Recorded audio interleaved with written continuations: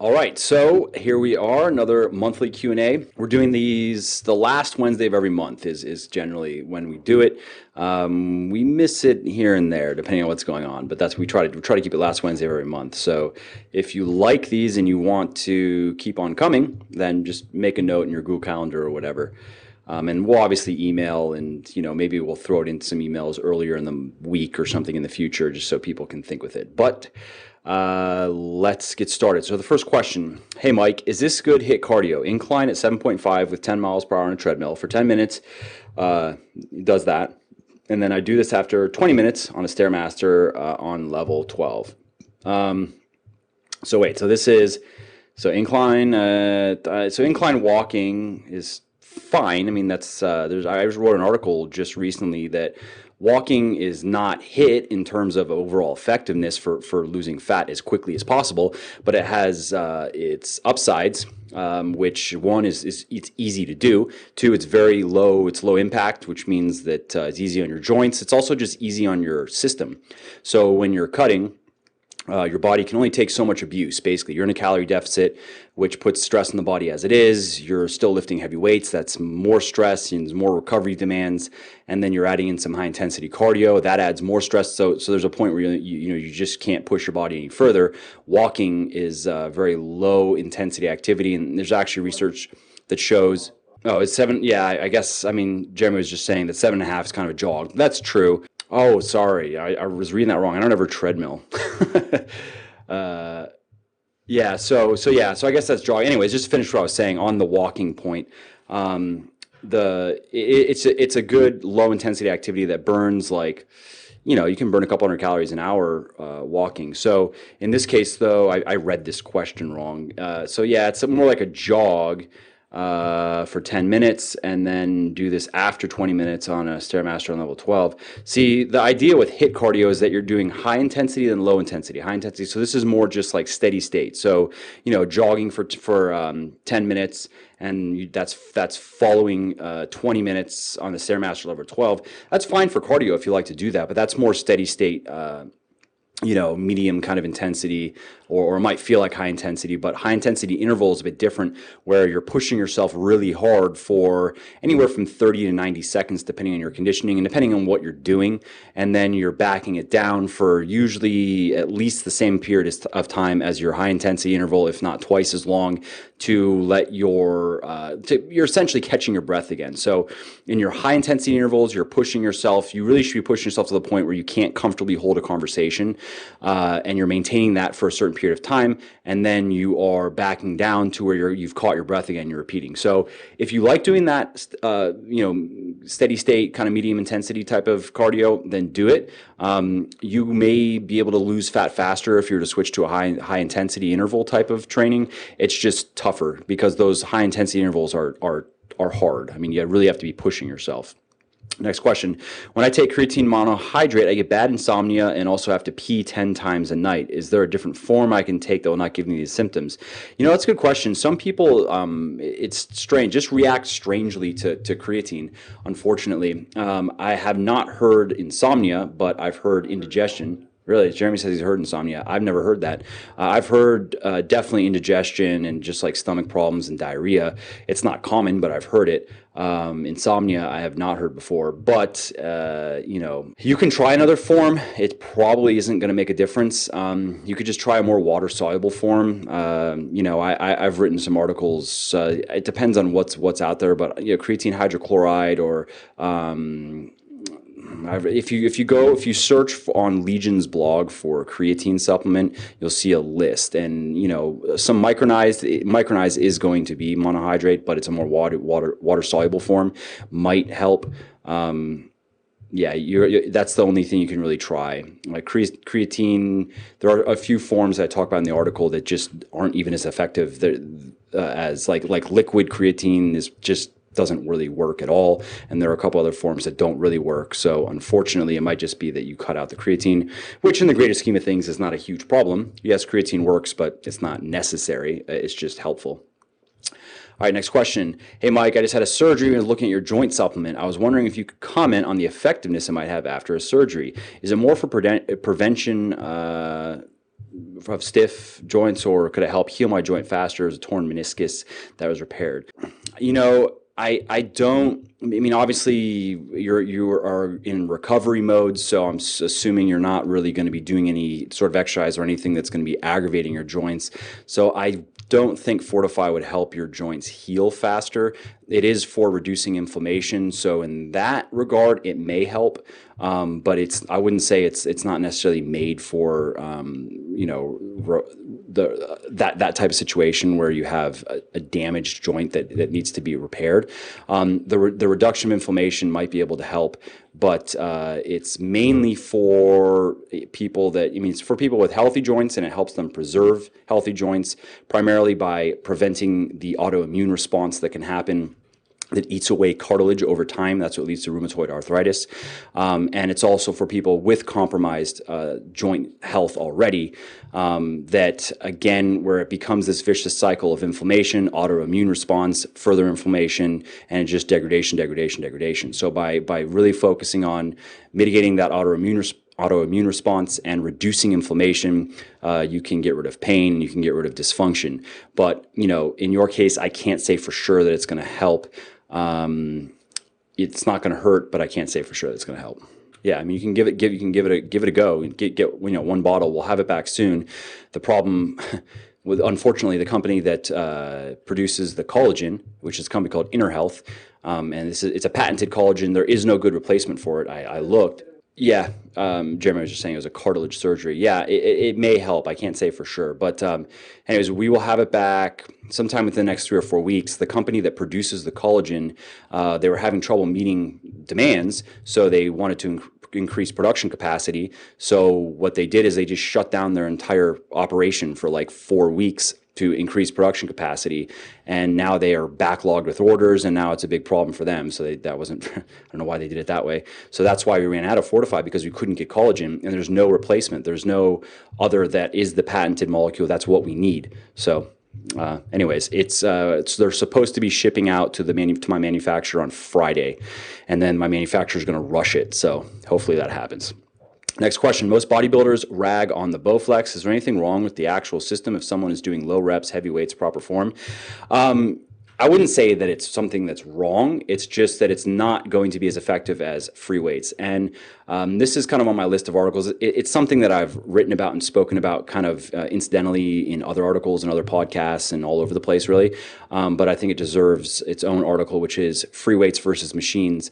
And the bottom line is, and there's quite a bit of scientific research on this, is free weights are just more effective for building muscle and strength. It's not that you can't build muscle and strength on machines. You're just not going to see the results that you're going to see with free weights. And I've actually, my parents have a Bowflex, so I've messed around with it, and I find that when you try to really ratchet up the resistance, it's very unwieldy. It's a clunky type of system because the resistance it increases like exponentially as you move through your range of motion. That's what Bowflex would be like one of those things that I would, if I were stuck in a hotel and that's all I had, I would do something with it, but I would never, like if I were setting up a home gym, I would never opt for a Bowflex. I would just get a simple barbell setup with some adjustable dumbbells before I would do that. All right, next question. Mike, you rock. Thanks. What do you consider to be the ideal macro, carbs, protein, fat percentage intake when cutting for a female? Pretty simple. Not much changes for most men and women. There doesn't need to be a big change. I would say protein is pretty universal. Somewhere around a gram per pound of body weight is good. If you're very overweight, that could be a gram per pound of fat-free mass, which is if you take your body fat and if you remove your body fat from your body weight, what's left after that? If let's say you are 150 pounds at 33% body fat, if you're at like 45 or whatever pounds of fat, and if you took that out of your weight, and if you were left with 105 grams of protein, then that would work. In terms of carbs, I am a big advocate of high carb dieting for fat loss. I actually just wrote an article over at MFL on how many grams of fat you should be eating per day that explains why I'm not a big proponent of high fat dieting, which is kind of the trendy thing right now. There is a certain amount of dietary fat that your body needs for basic health purposes. You know, you have the essential fatty acids, you have alpha linolenic acid, you have linolenic acid. These are things that your body can't produce that needs to get from his diet. Especially there are types of fats called omega-3 fatty acids that are very, very important, that you get enough in your diet for various health reasons. But once you've met those basic health needs, increasing your fat intake beyond that, it doesn't really have any benefits in terms of health or body composition or performance. You may enjoy it, and that is a reason to do it. If you know, some people just really the types of foods that they like to eat are generally fattier foods, and that's okay, as long as ideally, you know, that you're getting your majority of your fats from unsaturated fats, which are fats that are, you know, liquid at room temperature, so oils, nuts, seeds, things like that, as opposed to getting the vast majority of your fat from saturated fat, which are fats that are solid at room temperature, like, you know, the kind of fat you'd find in dairy, like butter, or the fats that you find in meat. And the reason why is, although again, eating a lot of saturated fat is kind of the thing right now, it's not conclusive. The science is not conclusive that, and some people will say it is, that, oh, we know now saturated fat has no association with heart disease. That's not true. And I talk about that in this latest article, how many grams of fat you should be eating per day. The research that has been prominently shared around as the definitive proof that saturated fat, you can eat as much saturated fat as you want and it will not increase the risk of heart disease, has been thoroughly criticized by prominent researchers and scientists. So I think it's smart to play it safe and keep your saturated fat intake to somewhere around 10% of your daily calories or less, and get the majority of your fats from unsaturated sources. So as long as you're doing that, you know, I would say that your fat intake could be somewhere between 15 and 20% of your daily calories.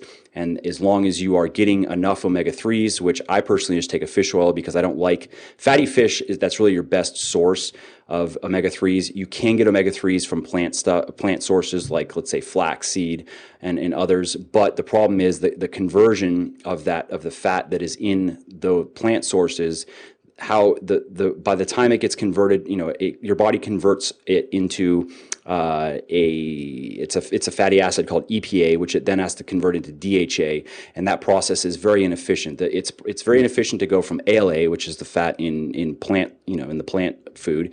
Going from ALA to EPA is already very inefficient. I believe it's like 4 or 5%, maybe 6% can be converted.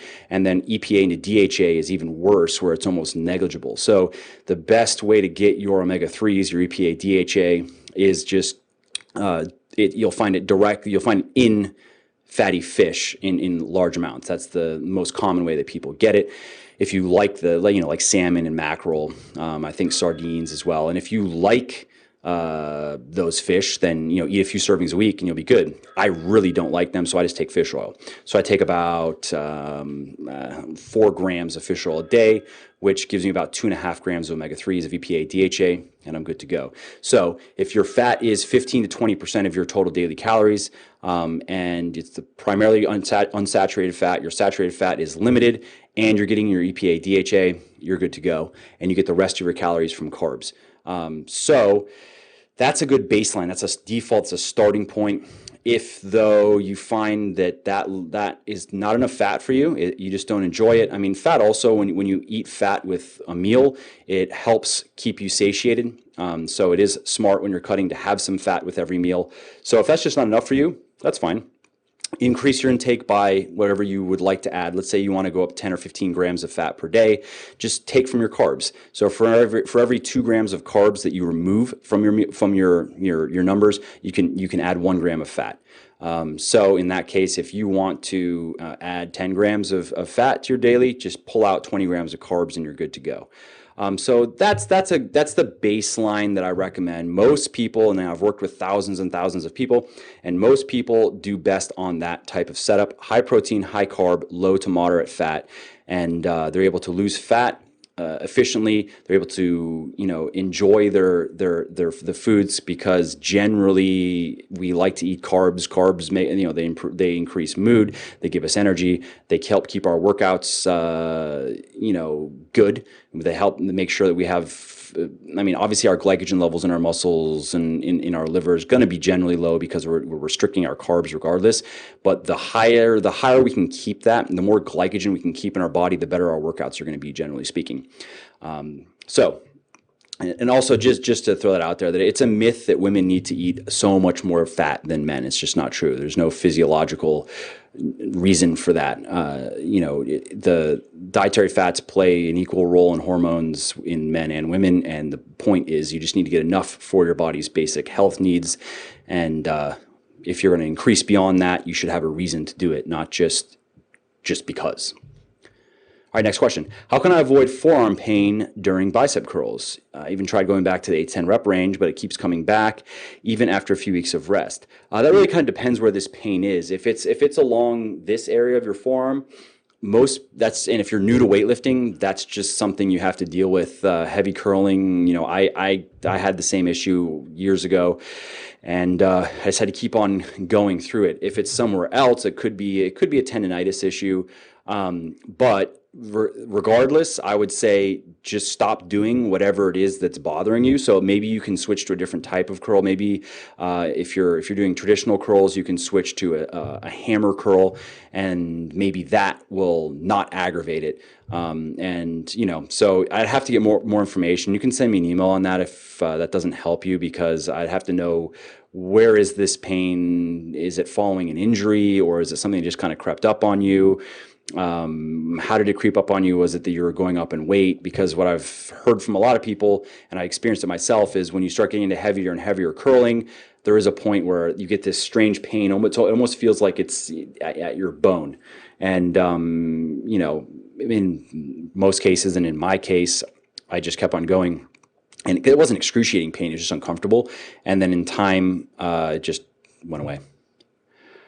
All right, next question. When are you going to come to the dark side and do a powerlifting meet? The problem with powerlifting and me is, if I wanted to really focus on getting stronger, I would have to be fatter. There's just no way that I'm going to stay, somewhere around 8% body fat and be super strong. And I've pushed myself hard. I've kind of maintained this 8%-ish place for about a year now, and I've pushed myself hard in my training. I've done all kinds of stuff, and I feel like I've hit a ceiling with my strength, given my body weight and given my caloric intake.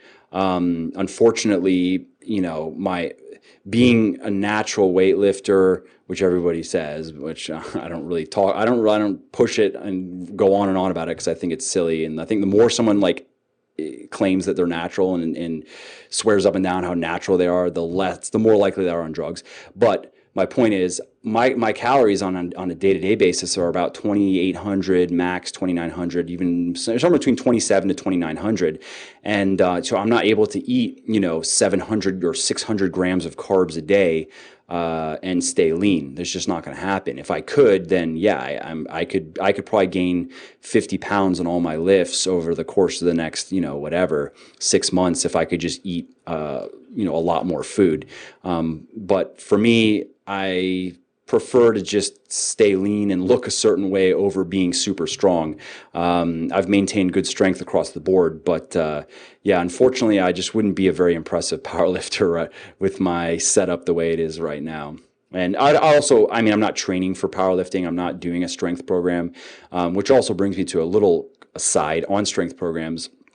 One of the reasons why also I personally wouldn't be interested in that is, most strength programs, the lower body volume is much higher than the upper body volume. So you're doing a lot of squatting and doing a fair amount of deadlifting, and the physique that builds is a very lower centric one, where you have really big legs, you have a really big butt, and your upper body can be muscular, but in most cases, people that do a lot of strength training, it's just a lopsided type of look with huge legs, huge butt, huge lower body, and underwhelming upper body, and that's also just not what I'm going for. All right, next question. Could you please address problems with artificial sweeteners in terms of health risk and weight management? Thanks. I actually have this on my list of things to either do a video on or write an article on. And there's some evidence that it may mess with your intestinal, it's called flora, the environment in your intestines and in your gut. But it isn't conclusive, and we'll have to see what comes out of it in future research. There's also it's pretty well established that having a lot of sweet tasting things throughout the day, that it can stimulate your desire to eat more calories. So the fact that you're having something sweet with no calories can kind of mess with your bodies. I mean, it would be more hormonal in terms of leptin and ghrelin, but it can help promote overeating. So there's that. And there's a lot of controversy over the more, I guess, sensational type of claims against artificial sweeteners, that aspartame increases your risk of cancer and all these other things. Those, when you start going that far, to the alarmist kind of end of the spectrum, I don't put much stock in that stuff, and I don't think there's good scientific evidence of that. So, like, I myself, I don't never have artificial sweeteners. I chew gum here and there. I guess that'd be kind of my really only source. I don't eat. I don't really have anything else that would have that. I don't drink energy drinks. I just drink Pulse. But I'll chew gum here and there and whatever. So it's not that I'm like rabidly against artificial sweeteners. But if what's coming to the point of workout supplements, and why I chose to go with natural sweeteners, is not so much that like having a serving or two of artificial sweetening or sweeteners every day is going to cause any problems.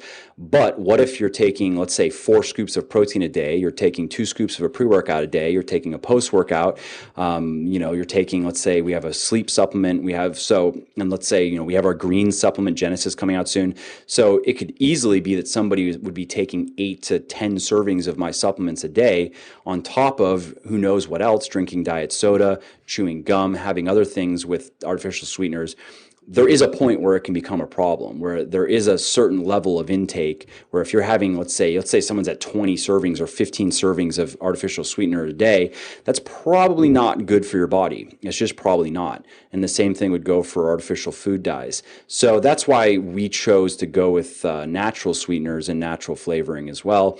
Flavoring is much less controversial. I don't know of any scientific evidence that artificial flavors have even similar effects as artificial sweeteners. But we figured if we're going natural flavor or natural sweetener, we might as well go natural flavoring as well, because you can still make things taste really good. And then, if at some point we know that, hey, maybe we shouldn't have been eating all that artificial flavoring either, then, we kind of have our bases covered there. So that's where I'm at on it, basically. And to dive into more details would really take an in-detail video or an article.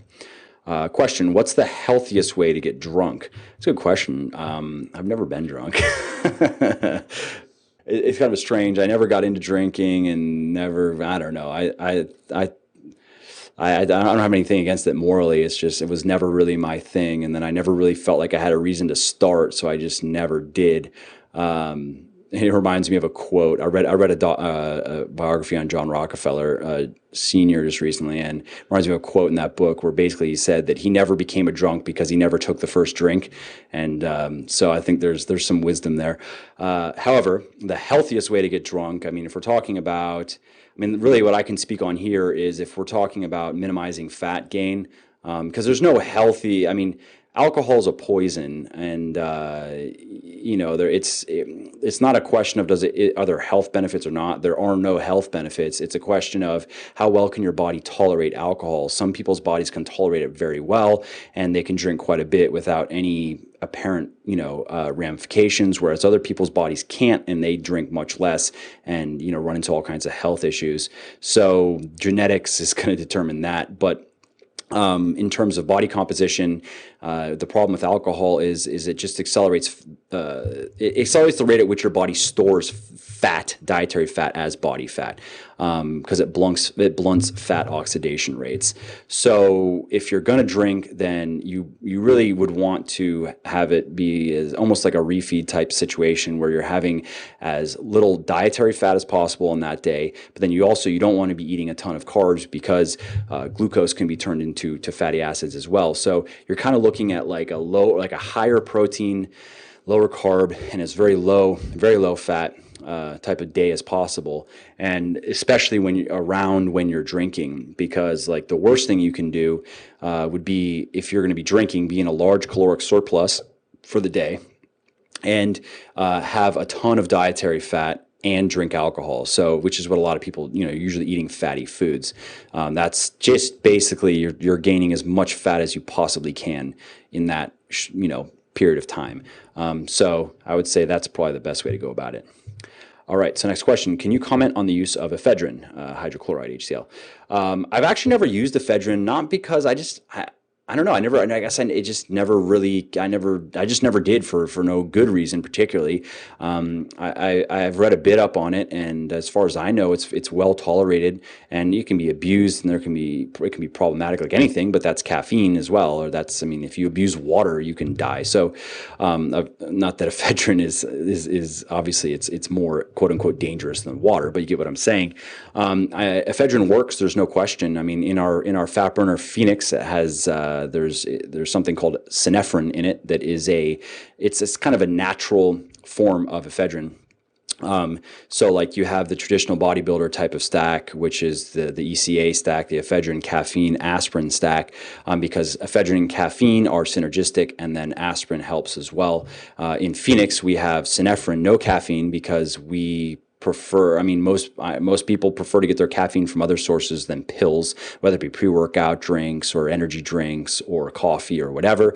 And then we have it's a molecule called salicin that comes from the white willow bark, and that salicin, that's actually what aspirin was. That's nature's aspirin. So we kind of can recreate the ECA stack naturally by using Phoenix and some caffeine, but I don't know the dosing on ephedrine because I haven't used it, and I haven't really looked into it. I haven't written about it, but I don't know of any reason why you couldn't give it a go. Question: what's your personal go-to method for cooking chicken? Baking these days, mainly just because I've just been doing one pot stuff for so long. And it's just super convenient. So I have this big baking dish, and every Sunday I just kind of do a vegetable medley with some sort of meat. It hasn't been too creative recently, just because of time. But obviously, baking's easy, but you can always saute. And if you're not even, if you're baking a chicken dish as opposed to just a single dish, baked chicken can be really good because it can be very, very tender, very, very juicy and succulent. So sauteing or baking. Question: when carrying out your research for articles, what is your go-to reference for trusted information? My main source is just scientific journals, actually. So you can pay to access whatever you want, really, and then there are different services out there that allow you to access multiple journals. But it's jumping from, so you'll find papers that are like systematic reviews, for instance, where they're going over a lot of research that's out there on a subject and compiling it all and analyzing it and saying, what can we learn from all of these clinical trials? And those are great. It depends on obviously the circumstance, but they can be really, really illuminating, because it allows you to, one, gain a general overview of, okay, where are things at? What do we know about this right now? And then you can go from those references. And just like how when I'm writing, I try to cite, studies for any claim that isn't just, basic physiology or just basic knowledge, then I'm really trying to cite studies for it. So that's how scientific papers are written. So if you're reading, let's say you're reading a meta-analysis on something or a systematic review on something, and they talk about some, physiological mechanism, something that you want to learn more about, then there's a very, very good chance that there are going to be other papers that are cited for that you can go read. And that's really my main source of information. There are good research reviews out there. Examine.com has one. Alan Aragon has one. I believe Brett Contreras has one. So those are good for staying just up to date on what, because those research reviews talk about new studies that are done. They talk about older studies that are done. They have kind of editorial pieces that are on all different types of subjects. So that's smart as well, because again, that gives you a starting point where you can jump off and then dive into other research. So yeah, I mean, there's no like real trick to that. It just takes time, and it takes some money as well to gain access to the research. All right, next question. I've used your supplements before, but I'm trying Up Your Mass gainer because I'd like more help trying to gain mass. Is there a certain downside to using other mass gainers than your own? Good question. We actually don't have a weight gainer meal replacement product yet, but we are working on one, and we have the formulation almost done. The price is in the right range.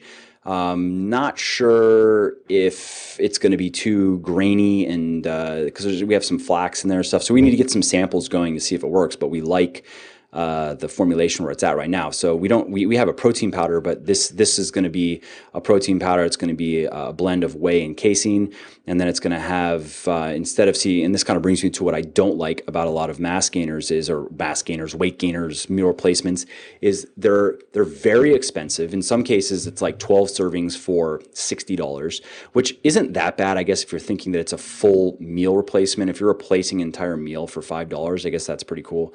But it's just junk. It's just filled with usually dextrose, which is a simple plant sugar. It's not that it's like super bad for you, but it's just a simple sugar. It's cheap. It's whatever. It's like just eating a bunch of malto. And I don't like that for a meal replacement, because I would prefer to have some sort of carbs with nutrition. So we're going with a mixture of oat flour and potato starch flour, and I'll explain why in the sales copy. And so we have it's a pretty unique product in that, like all of our stuff, we're just putting a lot more money into producing it than your average weight gainer. So we're able to offer higher quality ingredients and just more good stuff than really any other weight gainer. That's why I don't like weight gainers. Really, is it's just junk calories, and you're not getting much in the way of nutrition. So it wouldn't be a big deal, I guess, if you were eating plenty of nutritious foods, and so you're meeting all your micronutrient needs that way, and you just are trying to get in an extra 1,000 calories on top of your 3,000 calories of nutritious foods every day. Okay. I guess but that's not the case. A lot of people, they're having a couple thousand calories of 1,000 to 2,000 calories of weight gainer a day, and they're not getting enough fruits and vegetables in their diet and other nutritious foods in their diet. And, so I would rather have, and this is why I'm making it, I would rather have a meal replacement be a true meal replacement, not just in macronutrients, but in micronutrients as well. And even give some of the micronutrients that you probably are not getting enough of in your diet regardless, like vitamin K and some other things. So hope that answers the question. Next question. Did you work with researchers and scientists to come up with your Legion protein product? The protein product, no. I mean, we have two people that we've actually worked with on everything except for the protein, because it just kind of is what it is. It's just a clean, simple whey isolate. And in the future, we're always kind of have in the back of our minds, we're looking for, how can we improve our products? How can we add to them? In some cases we can't afford to add to them, like Triumph is just maxed out. It's just so expensive to make. But whenever we gain, price, improve, whenever we get a better price on things because of economies of scale or just because of different efficiencies, then we're looking at, okay, so how can we improve, and we've already done several revisions to products, but so in the case of protein, no, that was just kind of, we really liked this Irish whey, and that really for us that's the unique selling proposition. That's the unique angle. That's why you should buy ours, because it's just better quality, and that's nice to know for health reasons, and I explain why on the sales page for the whey. But it's also better for it's just more, it mixes better, it tastes better, the mouth feels better. If you haven't tried our protein, really give it a try, and you're going to be amazed. We've had so many people since we've released that product. The average sales have over tripled. And that's just word of mouth. It's not like we have our average weekly bottles of whey sold has tripled since we've released the new protein, because it's just that good. It's so good. It's abnormally good for the macros too. It's so creamy and it's so tasty. And for being naturally sweet and naturally flavored and just being a really clean, simple protein, it's really something special. So that's that question. Next question. Could you please voice your opinion on taking cleansing diet pills for cutting? I feel like it's getting more and more popular and curious to try it out. Yeah, go to Legion and search for detox, and you'll see an article I wrote. Basically, a long story short is, yes, we know that we're exposed to all kinds of toxins in our environment, in our food, in our water, everything. We can't get away from it. And we do know that some of these toxins do get lodged in our fatty tissues. That's true. But where the lie is you can't detox, you can't dislodge those toxins and clear them out of your body by just taking some pills or drinking lemon water every morning or anything like that. It just doesn't work. So that we know doesn't work. And when it comes to like detox and these like detox teas and all this bullshit, cleansing teas and cleansing pills, when of course they're sold with weight loss, because if you're following one of these regimens, you're eating very few calories. You're eating, let's say, 500 calories a day. Yes, if you starve yourself and eat 500 calories a day, you are going to lose weight rapidly. Unfortunately, you're going to feel like shit, and you're also going to lose muscle, and it's just a miserable way to go about it. And if you take it too far, it's just bad for your health. But you can skip the tea. You don't have to drink the stupid skinny whatever tea. Just starve yourself if you want to starve yourself, and don't bother with the tea unless you just really like tea. But if you really like tea, don't waste money on that crap tea. Go buy go buy a high quality green tea and just drink that instead. So long story short is these cleansing pills are not going to do anything. I know that some of them, like, they even put stuff in these pills to make your shit black, so you think that, look at all the toxins you're pooping out, and it's a scam. So save your money, and if you want to go about losing weight correctly, go to search for calories on Legion, on the Legion blog, and look for an article, how many calories should I be eating, I think is the name of the article, and that'll break it all down for you, so you can work out what your caloric intake should be, so you can be aggressive with your fat loss but not reckless. And you can also work out your macros and work out your meal plan and just do it right, and it's a much more enjoyable experience. And it's sustainable. You're not going to be dreading every day. You're going to eat foods you like. You're not going to be starving. You're not going to be hangry all day, hungry, angry. Just do it right. And really, that's my best advice. What's the ideal amount of time to fast for IF? I would say no more than 16 hours, somewhere between 12 and 16 hours. Go search for fasting on the Legion blog, and you will see an article I wrote on this, breaks it all down for you. Do you take into account the afterburn effect of HIIT when counting macros? No, I don't. And I actually don't like to try to estimate caloric burn every day, caloric expenditure every day, because it's just not necessary. I prefer to take your BMR and multiply it by a multiplier based on your activity level, see how your body responds, and then adjust up or down accordingly. If you want some good advice on that, you can read the Setting Your Calories article I just mentioned, and then go on Muscle for Life and search for Not Losing Weight, and check that article out, because it breaks down all the basic, it's kind of the simple or the most common mistakes that people make when they're dieting that prevents them from, that halts weight loss, and then also explains how you ratchet your calories down as you continue through your cut, because you have to do that. Thoughts on myofascial release? I actually wrote an article on it. It's good. I get massaged every week, and that's, you can do it on yourself with like foam rollers, or with a lacrosse ball, or a baseball if you're brave. But go to Muscle for Life and search for myofascial, and you'll see an article I wrote on it. Question: why won't I go vegan? Good choice, Jeremy. Why would I go vegan? Yeah. So actually, this is on my list to write about. In terms of bodybuilding, which, I'm not a bodybuilder per se, but in terms of just weightlifting and maintaining optimal health, vegan diets, you can make it work, but there are known deficiencies like, B12 and iron and zinc, and these are things you can supplement for, and that's fine.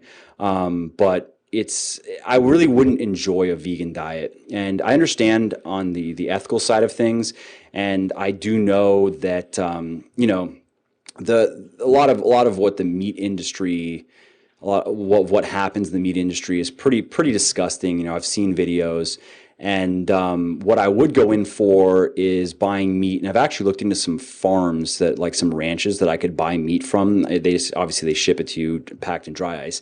Like I would go in for buying, not supporting that element of the meat industry by just choosing to get my meat from, like cows that were raised humanely and then slaughtered humanely. But in the grand scheme of things, I don't feel that it's immoral to kill animals and eat them. I mean, in nature, animals are killing each other every day. And I know that there are and I know there are counter arguments to all this, and I haven't really gotten into. It's not an argument that I really want to have. And so yeah, that's basically it. I wouldn't enjoy my diet. I like I'm not crazy about meat, but I like meat. I like eggs a lot. I like dairy a lot. So it would be I really wouldn't enjoy it, and there are downsides in terms of health and meeting your micronutrient needs, and meeting your protein needs. And I don't personally feel like it's unethical to kill animals and eat them. But it's on my list to write about. Next question. If you could only shave one part of your body for the next photo shoot, what would it be?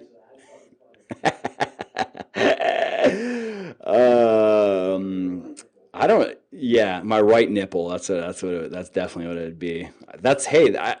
I was telling Jeremy, I was like, should I like cut again and should we do another photo shoot? And like, what for? Like, I don't know. Just there we go. It's gonna be the right nipple shaved shoot.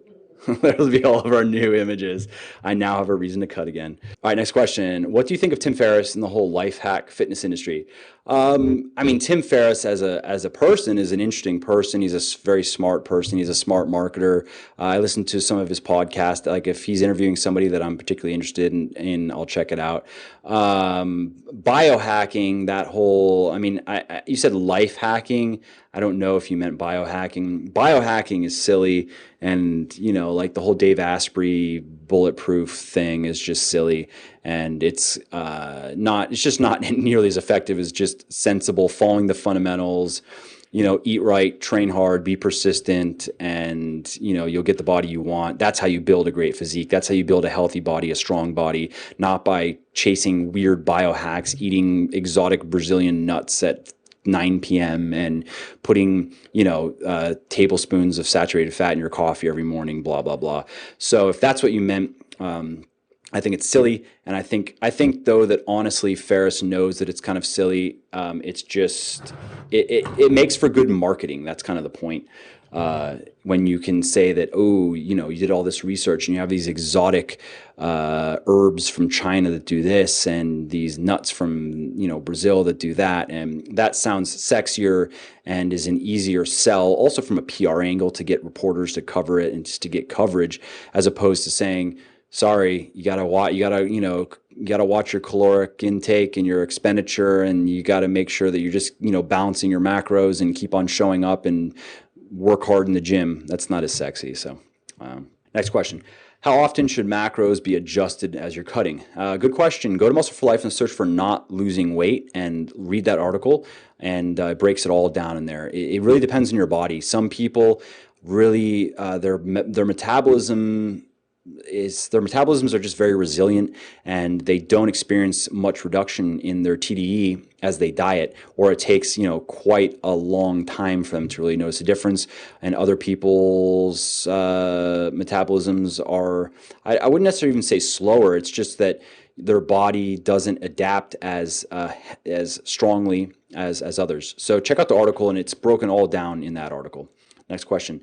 Can women follow the Beyond Bigger, Leaner, Stronger program? Yeah, definitely. If you are, that program is for advanced weightlifters. It's for people that are that have built their first, if it's a guy, I would say probably 25, 30 pounds of muscle. If it's a girl, about half that, and are very comfortable with heavy lifting on your big compounds, like 2 to 3 rep stuff you're doing. So you need to know form. You need to know when to push for reps and when to back off. And so if that's you, and also it needs to fit your goals. If your goal is to really kind of maximize your strength and muscle growth, then that is the direction you want to move in, which is more periodization, some very heavy work, some moderately heavy work, and some lighter work. There are different ways of doing that. You can periodize linearly, where you're doing some very heavy stuff for a few weeks, and then you're focusing on some lighter stuff for a few weeks, or you can periodize in each workout, which is what I prefer and what I recommend in that program. But I do have on my list I do plan on doing a Beyond Thinner, Leaner, Stronger book. It's just I don't think I'll be able to get to it later in the year, and I'm still kind of compiling what I want that book to be, because it needs to be a bit different than the men's. Whereas Bigger, Leaner, Stronger and Thinner, Leaner, Stronger, there's a lot of overlap because the fundamentals are the fundamentals. But the Beyond books, I feel, should more address, okay, so you've built your foundation, where do you go from here? With guys, it's a bit easier because most guys are still looking to gain size and gain strength for, at least their first 4 to 5 years of training. With girls, that's not necessarily always the case. It's not just I want to be as big and strong as possible. I don't come across very many girls that say that. Of course, they're out there, but that's just not. That's what most guys say. But most girls, in my experience, are much more into shaping, working on certain areas of their body and bringing up weak points, as opposed to just I want as much whole body strength and size as possible. Next question. In US, you say a 150-pound man should start with a diet of 2,400 calories a day, 2,340. However, the meal plan examples in the book for 150-pound man has a target of 2,724 calories. What number should I base my intake off of? I think you put this on the blog comments, and I answered it today. That was actually just an oversight, in that those are actual custom meal plans we've made for people. So in the book, I give formulas that are kind of a good starting place for everybody. They're a safe starting place. Whereas when you're, like, for instance, when you're cutting, I want to make sure that you're in enough of a calorie deficit that you're going to lose weight. I'm assuming that compliance might not be perfect.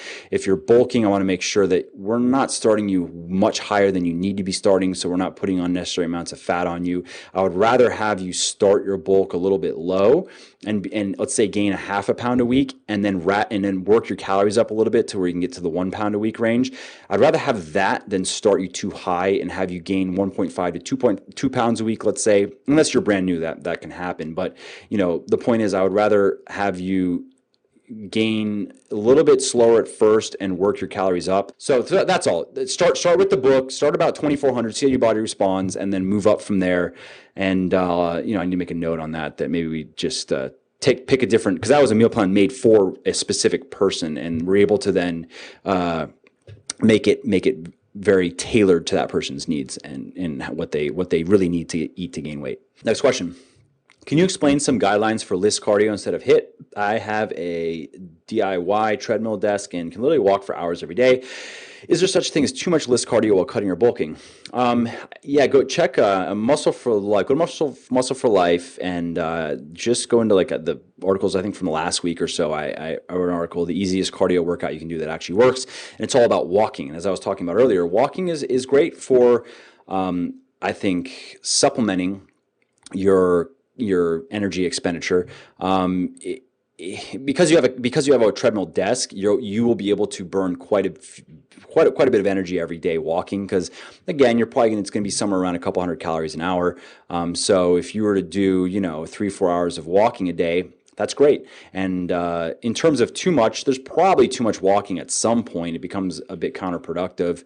But if you did 3 or 4 hours a day of walking, I don't think that will cause any issues. And I wouldn't do any additional cardio because it's not necessary. That's a lot of cardio in terms of how much calories you're going to be burning.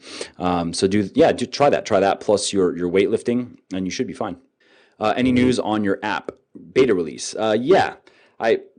I've kind of had it in the back of my head to email out an update on it. I just wanted to have a bit more to show before I email out. So basically, it is fully in the hands of a new company called Appster out of San Francisco. I chose them, I really should have just chosen a company like them in the first place. They're very expensive, but they've built hundreds of apps. They've built award-winning apps. They really know what they're doing. And everything is rolling. We're working on, there's a whole process where you make wireframes, and I approve the wireframes, and then you develop one little piece at a time. So it's rolling. In terms of when the beta can begin, I would think probably somewhere March-ish, March or April, and it should be fully done, ready to sell in summer. So, the whole project it's going to have taken quite a bit more time and money than I anticipated initially, but that's kind of my fault in that I didn't do my due diligence initially, and I assumed that it was going to be a bit easier of a project than it was, which is always just a stupid mistake to make. Always assume it's going to be harder and more annoying and more money and more time than you think, and then you will be somewhere closer to reality. New question on Stacked, the app Stacked. Any plans on adding a comment part after each set? Solid reps. Last one was a grinder, good form, bad form. Yeah. We're either going to do that, have a comment section for each set, or there's definitely going to be a comment section at the end of the workout. That's one of those things that I have it in right now in the spec sheet, but we're going to be in using it. Just make sure that it works the way that we want it to work. But yeah, that's in there, and it makes sense that we would want to be able to save notes for sets and then potentially review them in the future. Okay, yeah. So what do I think of yoga for mobility? I think yoga is good. I used to do yoga a couple times a week. My wife was into it, so I'd go with her, and I liked it. It wasn't particularly challenging. The teacher would challenge me with these different weird poses and do this and hold this and do this bridge and go from this position to this position. And some of it was kind of hard, but I didn't feel like it wasn't like a weightlifting workout, but it was great for the stretching aspect and always felt very good after. So I think if you want to do it, do it. Next question, can you tell us a bit more about affiliate programs for 2016? What are you looking for in terms of athlete traits you'd like to sponsor? Good question. So we are looking at doing an affiliate program for both Muscle for Life and Legion this year. Muscle for Life is going to get a full revamp, just like how Legion, has a brand new website, brand new blog, brand new everything. And we have about another month's worth of work, developmental work on Legion to implement some more marketing and just kind of e-commerce things that we want to have on the website. And then we're going to be turning all of our focus over to MFL, which is going to, again, it's going to be a complete overhaul, head to toe type of deal. We're going to be putting in a store, and we're going to be changing the meal plan service, and we're going to be we've been piloting this coaching service, and it's been going very well. So we're going to kind of make that, it's going to have its inaugural announcement. At some point, we're looking at doing affiliate programs for both. Now, the reason why I say at some point is it's going to be we're kind of looking at Q2, Q3, because with Legion, for instance, it's going to be a closed affiliate program, essentially, that we can't just open it up and let everyone sign up because we'll run out of stock. Like we're running January, it's great. Things are going very well, but January is going better than we even anticipated, and we knew it was going to do well, but it's doing even better than we thought. So now, we're rushing our manufacturer. Hey, we need stuff earlier. What can we do? We don't want to run out of this. We don't want to run out of that. So we just want to avoid inventory issues in 2016 more than anything. Now, some running out of stock here and there is inevitable, because sometimes things just happen where you place an order, it takes 2 months to make a product, to produce, let's say, 10,000 bottles of whatever. You place that order thinking that, you're totally fine. You have 16 weeks worth of inventory left and 12-week production time. Okay, great. And then somewhere in the middle, sales double. The weekly sales just double. And you didn't do that. You're not complaining, but you didn't plan for that, and you run out of stock. So that can happen. But what we don't want to do is do something like just roll out an affiliate program. So I get asked about it a lot. I know there are a lot of people that would love to be able to promote Legion and make money, and we would love to have that. But what I would hate to do is roll out an affiliate program and then have everyone jump on board, and then it just blows us out. And then, that's just not the way to do it. So what we're going to be doing is we're going to have closed affiliate programs, meaning that we'll be accepting people in batches. So, let's say we're going to accept 50 people and see what kind of impact that has on our sales, what kind of impact that has on our inventory, and kind of roll it in waves. So anyone theoretically is going to, be eligible for that. It's different. This is not necessarily a sponsorship thing. We're not going to pay people to promote. We're going to pay people for sales that they generate. So if we had it and you were one of our affiliates, you would have your own special unique link So when you're promoting Legion or Muscle for Life, or let's say you're promoting, because we're going to be selling books on Muscle for Life, and we're going to be selling, meal plans and coaching and supplements and other things. So we'll have an affiliate program on each. So you'll have, you'll say it's your name.muscleforlife.com or however it's going to be. Then all sales that, that occur from people that click through your link, you would get paid a commission on that. So that's how it's going to work. It's going to be a later in the year thing, though. We are definitely going to do it. We just have to make sure that we do it right and that we're ready for it, and that we have a large surplus of inventory, basically, to make sure that we don't just explode ourselves. Just want to get your thoughts on the chest dumbbell pullover as a chest building exercise. I'm doing flat barbell benching, incline benching, and dumbbell benching. Just wondering about the pullover. The pullover, it can be good for your serratus, and the idea is that it kind of expands at least visually, the rib cage area. And Arnold was definitely an advocate of it. I used to do it in the past, and I would say it's not nearly as important as your heavy pressing, but it's if you wanted to incorporate it and see if it does anything for you, I would say just do your heavy pressing, do your 9 sets of heavy pressing, then maybe do 3 sets of lighter 8 to 10 rep pullovers, and do it for a couple months, and take your measurements, take your pictures, and see how your body responds. If nothing else, you can get some more serratus development out of it, which is a bonus. All right, next question. What are your thoughts on using accessories such as wrist and lift straps, back belt, knee sleeves?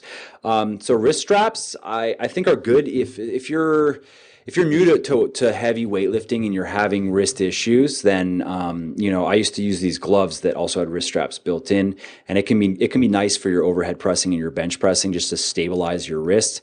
Gloves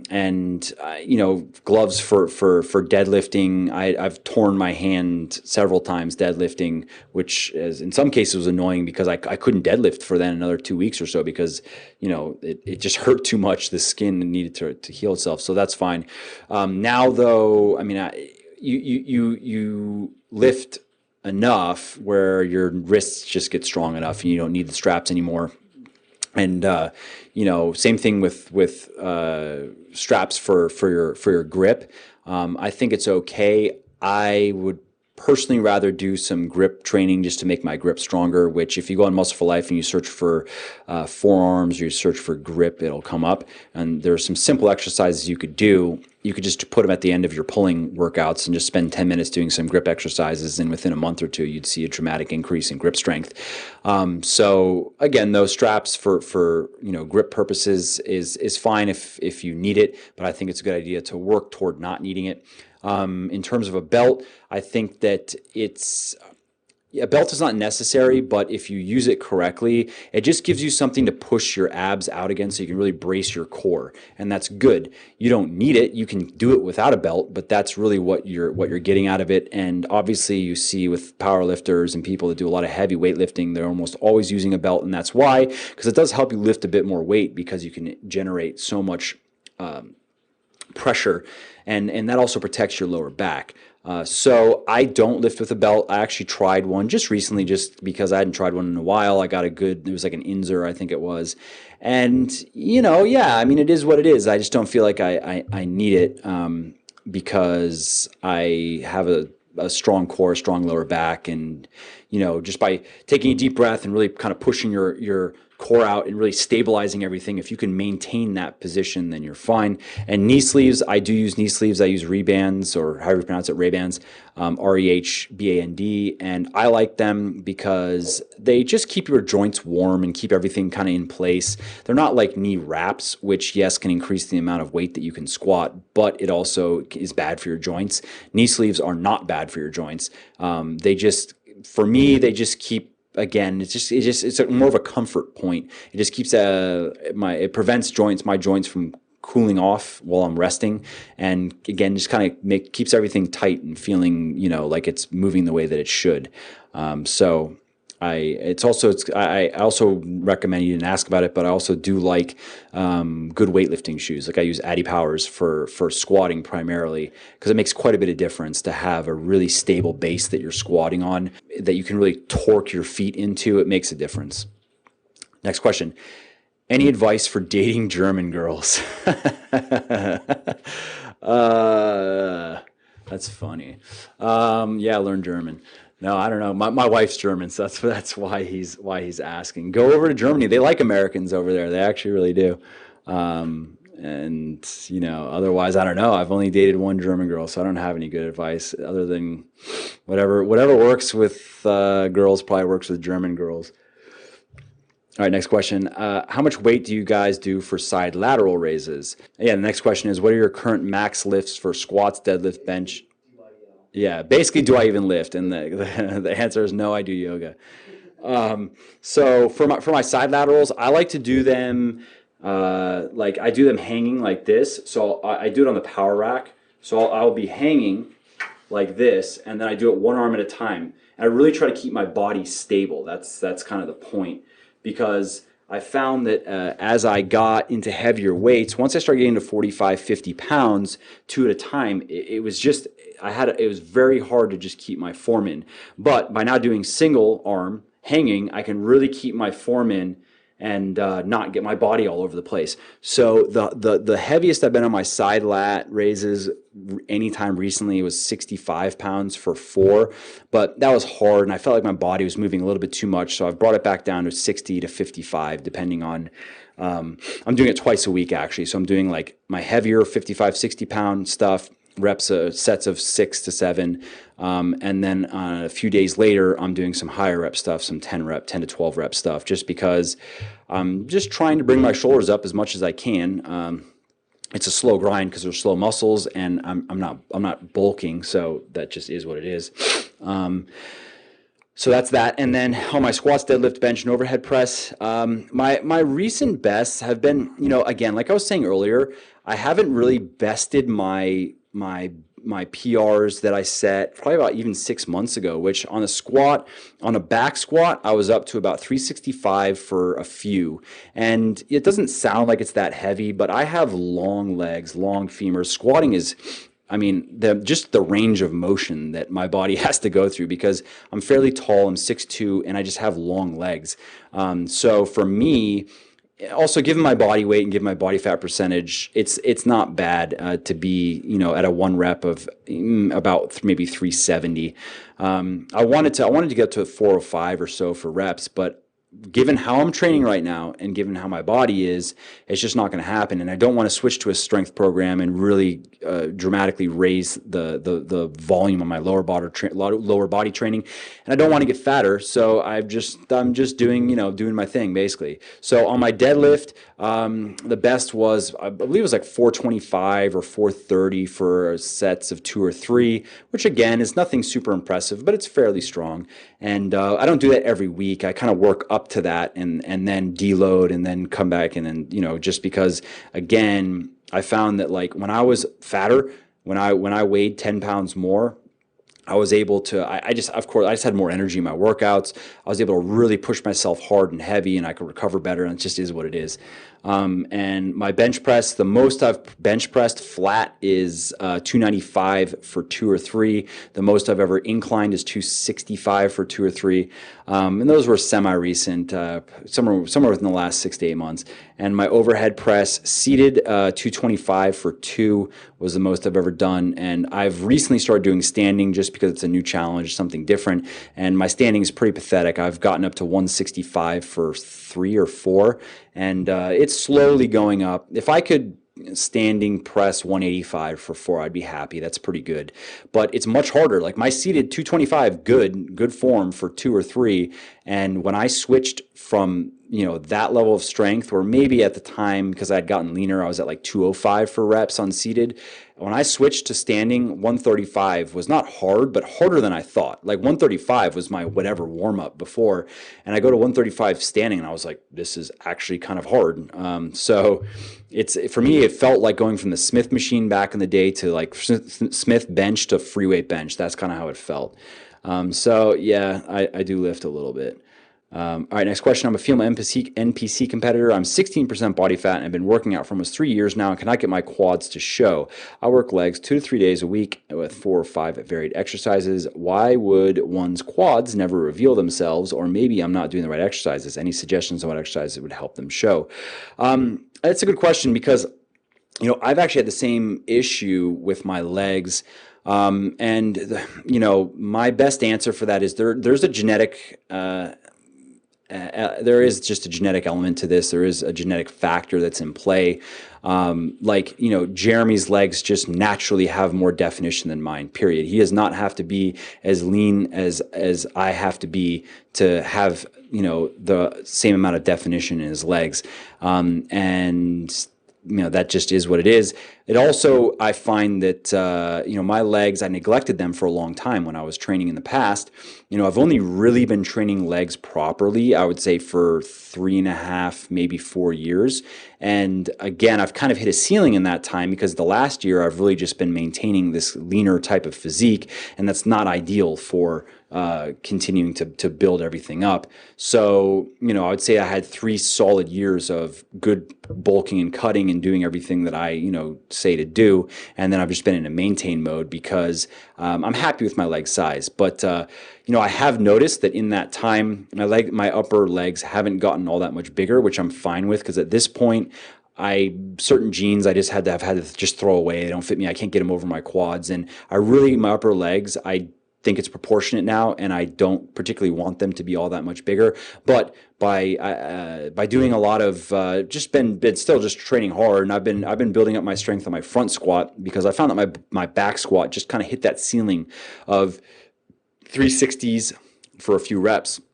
So I switched to front squatting, and which I hadn't been doing in a while, and started again. I was like 185 on my front squat. Was uncomfortable. It was harder than I thought. It was similar to switching to the overhead press.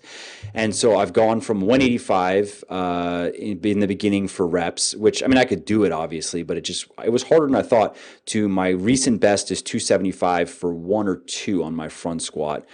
So I've been making progress on that, but I have noticed that my quads seem to be getting a little bit more defined, and I wouldn't say it's necessarily because of the front squatting, because obviously the back squat is very quad dominant, and I'm sure if you're doing 4 to 5 exercises, and it sounds like you know what you're doing the right exercises, it may just be it takes time.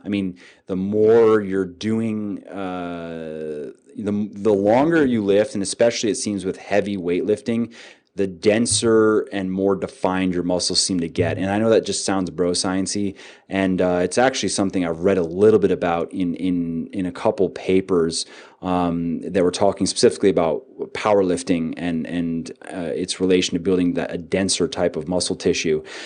So it's kind of on my list of things. I may be able to write an article about it at some point. I don't feel like I have enough of an understanding of it myself yet, and I don't feel like I have enough scientific evidence of it. But I've seen it, anecdotally, and I've seen it in my body, and I've seen it now with working with a lot of people, and it seems to be something. There seems to be something to it. So it might just be that you need to continue doing what you're doing. Also, I will say that staying very lean, like 16% for a girl, is very lean.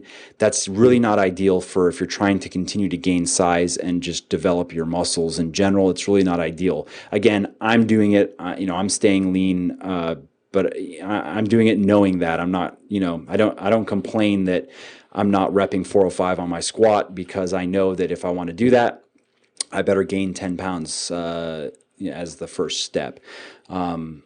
So I hope that helps, and I'll go to the next question. Maybe a silly question. Let's say I put together a protein bar that tastes better than Quest bars, and let's say I want to try to bring this product to the market.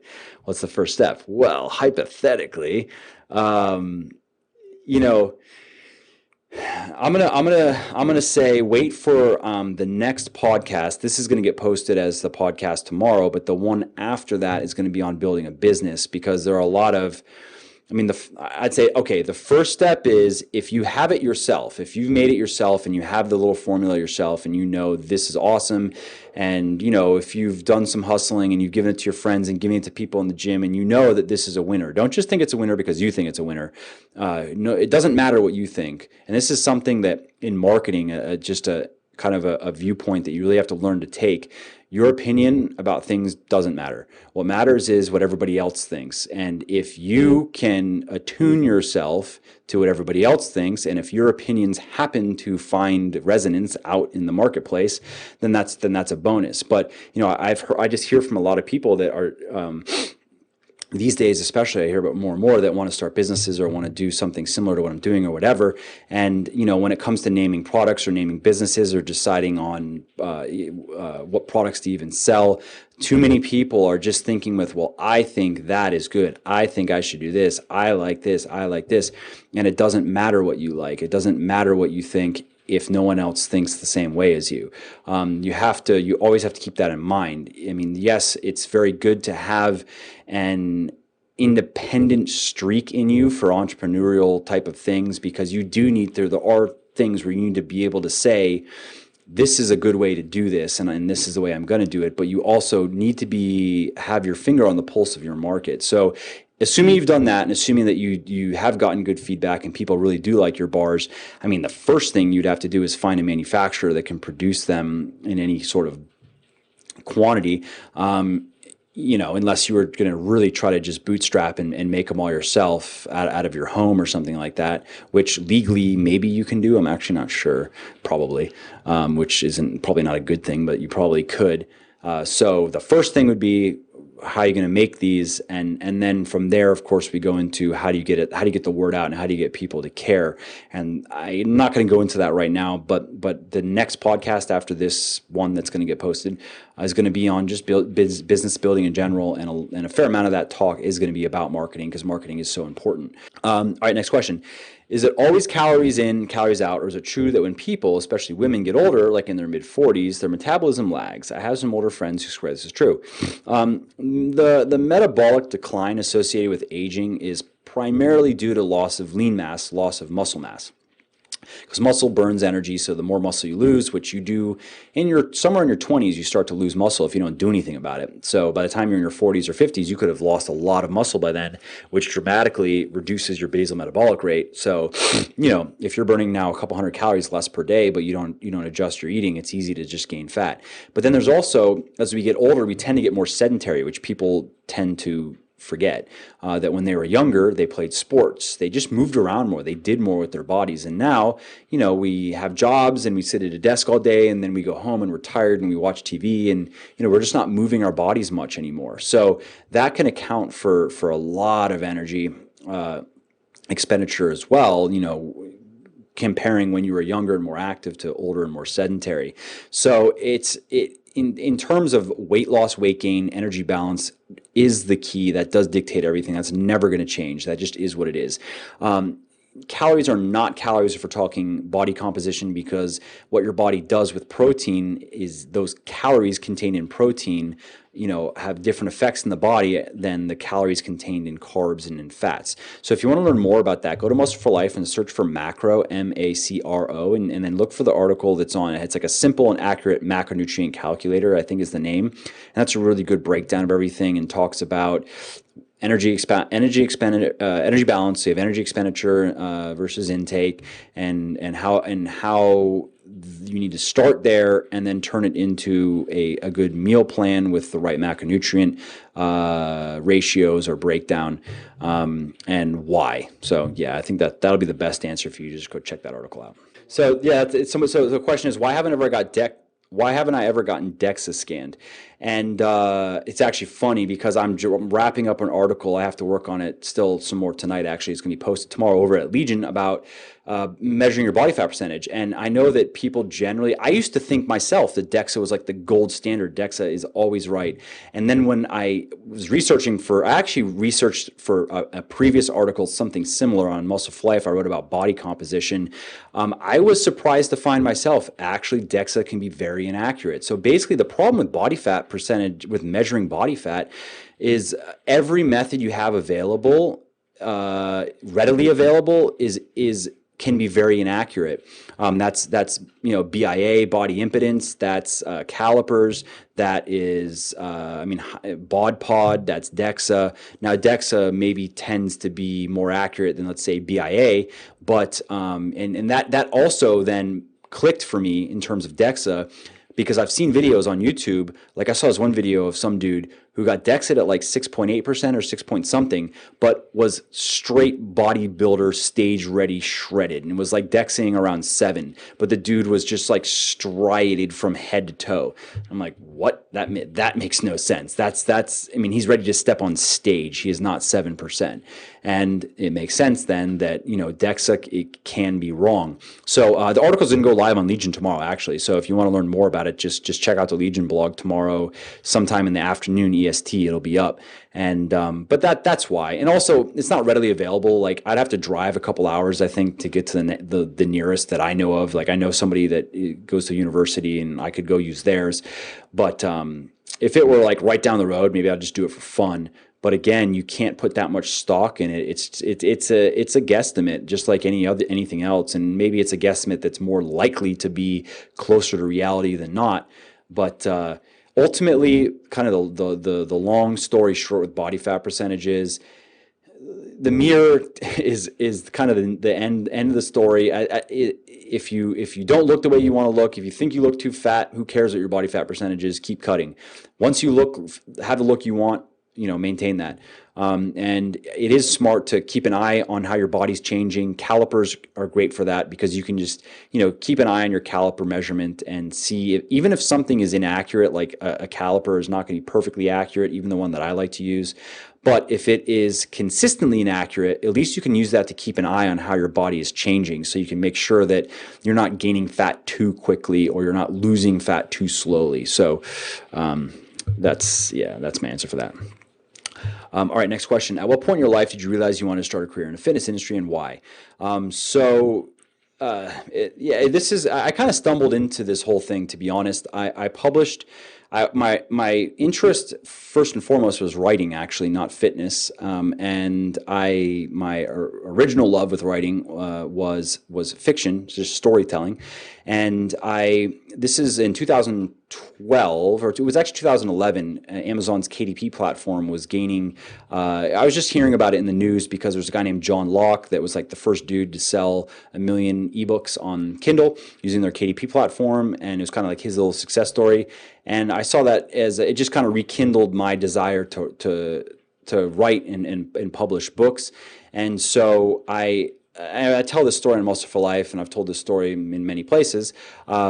At the same time, this is when I was finally kind of getting things right with my diet, learning how dieting works, learning how training really works, learning the importance of heavy compound weightlifting, of progressive overload, blah, blah, blah. And I was getting really good results in my body, and I was helping friends and family with what I was learning. And I was starting to people were saying, hey, you should, like, one friend of mine was like, when I was getting really lean and starting to look good, he was like, you should just use your body to sell stuff. He was just thinking like, oh, who cares? Just go on YouTube and sell shit. And I was like, that sounds lame. I don't want to do that. But then other people were like, you should write a book. You should write a book. You should write a fitness book. And that I was like, I don't want to write a fitness book. I'm not like, I like fitness and I like helping people, but I'm not crazy about the idea of becoming a fitness guru or anything like that.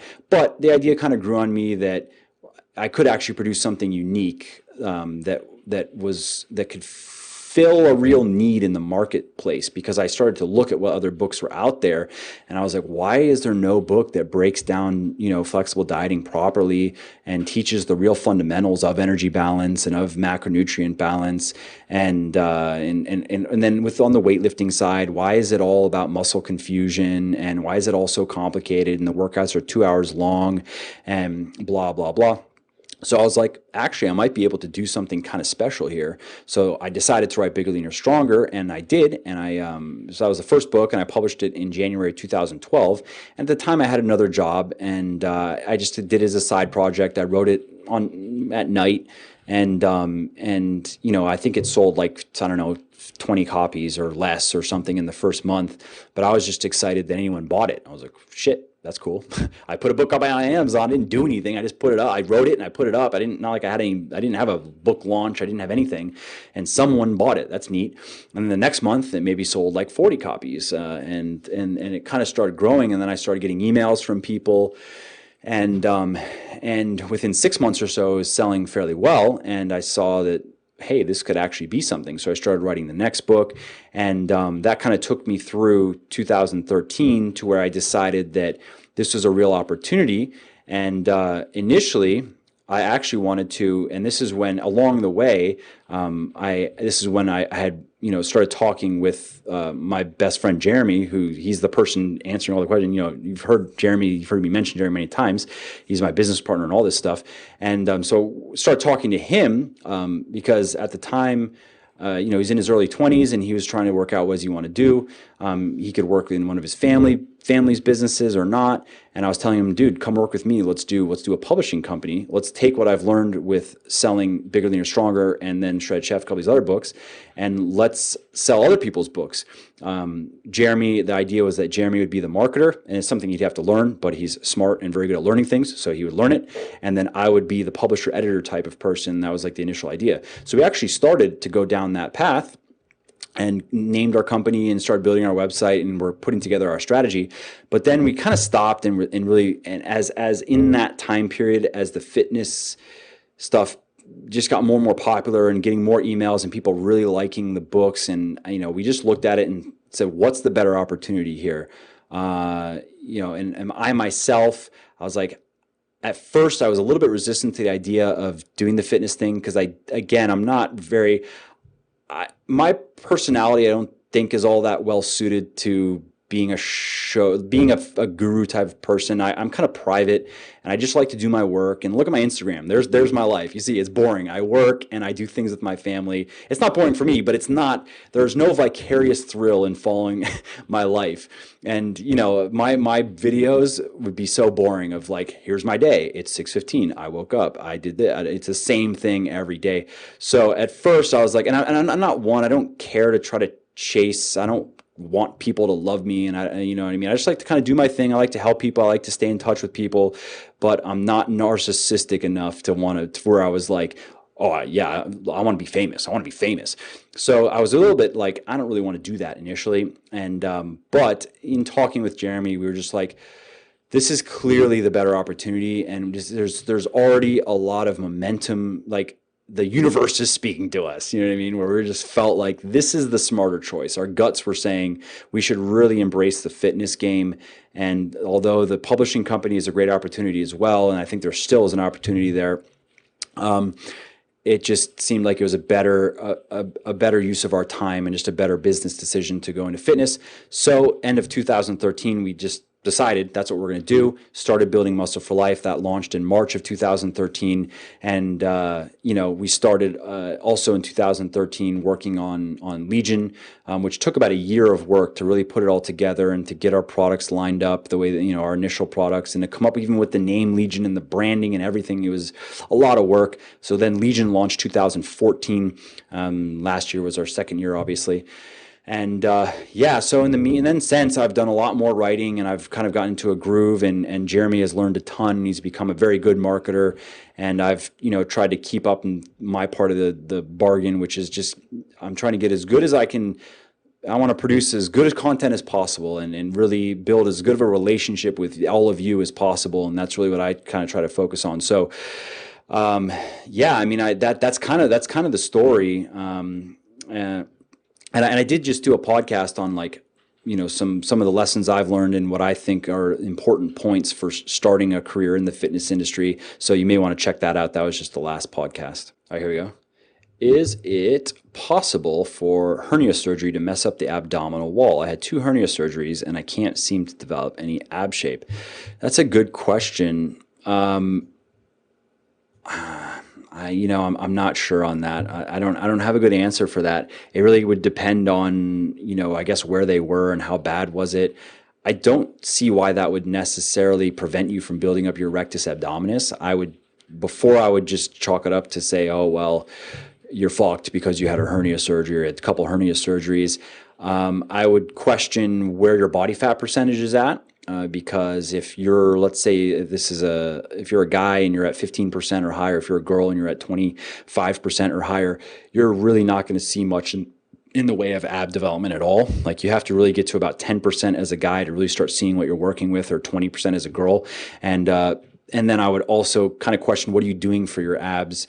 I found that one of the best things you can do for your abs is weighted work, a combination of weighted work, like weighted crunches or weighted hanging leg raises or captain's chairs, and then something that that works the obliques, like air bicycles are very good for that. Captain's chair leg raises, not weighted, straight legged until failure, are good for that. Planks are okay for that. Reverse crunches are decent, not for obliques, but it's more rectus abdominis.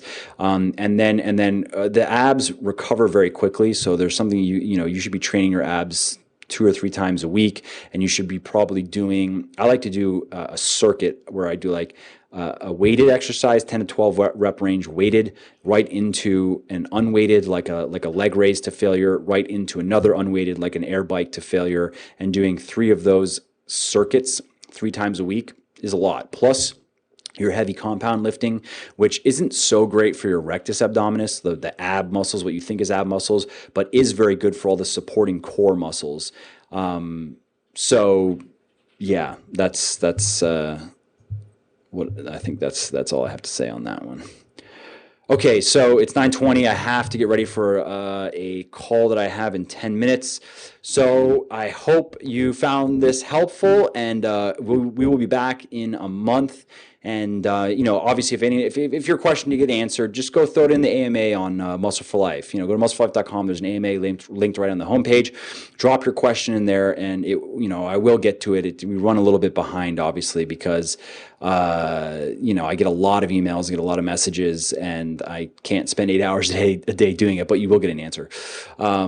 So thanks again for taking the time, and I will see you next month.